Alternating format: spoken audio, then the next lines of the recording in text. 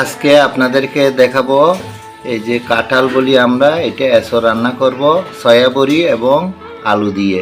আমাদের সাথে থাকবেন। আমি এখন পরবর্তী ধাপে চলে যাচ্ছি। আমি এখন পেঁয়াজ কুচি, রসুন কুচি, কাঁচামরিচ, টমেটো সবগুলো এখন আমি ব্লেন্ড করে নেব। আমি এখন ব্লেন্ডারে দিয়ে দিছি, এখন ব্লেন্ড করে নেব। আমাদের ব্লেন্ড হয়ে গেছে, আমরা এখন রান্নার উপকরণে চলে যাব। আমরা সয়া বড়িটা ভাজে নিলাম এবং আলুগুলো ভাজে নিলাম। এখন রান্নাতে চলে যাচ্ছি, আমাদের সাথে থাকবেন। আমি এখন তেল দিয়ে নিই।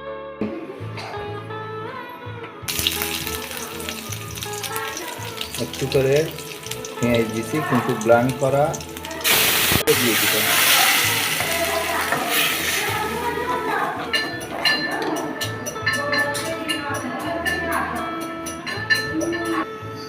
আদা বাটা দিয়ে দিলাম, পরিমাণ মতো লবণ দিয়ে দিলাম, হলুদ বাটা দিয়ে দিলাম,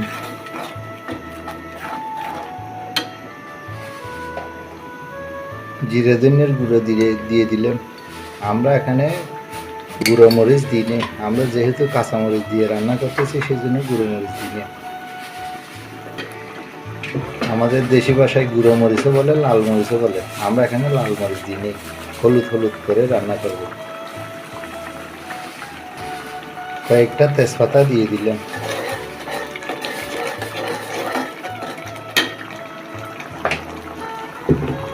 চার থেকে 5 মিনিট কষাইতে হবে যাতে গন্ধটা না থাকে।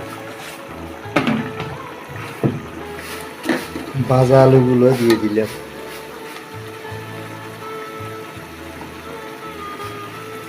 একটু জল দিয়ে দিলাম।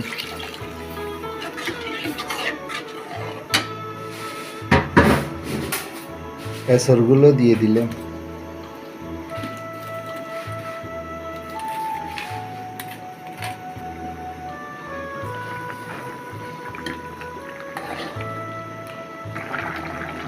সয়া বড়িগুলো দিয়ে দিলাম।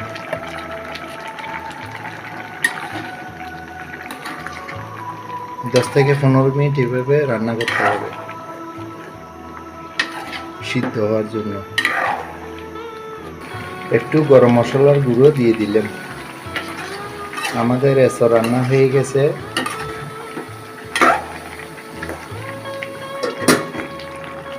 ধনিয়া পাতা দিয়ে দিলাম।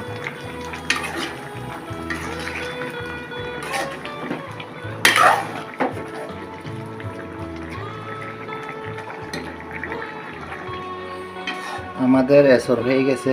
আপনারা এভাবে রান্না করে খাবেন, অনেক ভালো লাগবে, স্বাদ লাগবে। আমাদের চ্যানেলে যদি আপনারা নতুন হয়ে থাকেন একটা সাবস্ক্রাইব করবেন। সবাই ভালো থাকবেন, সুস্থতাই হচ্ছে সকল মূলের চাবিকাঠি। ভালো থাকবেন, সুস্থ থাকবেন।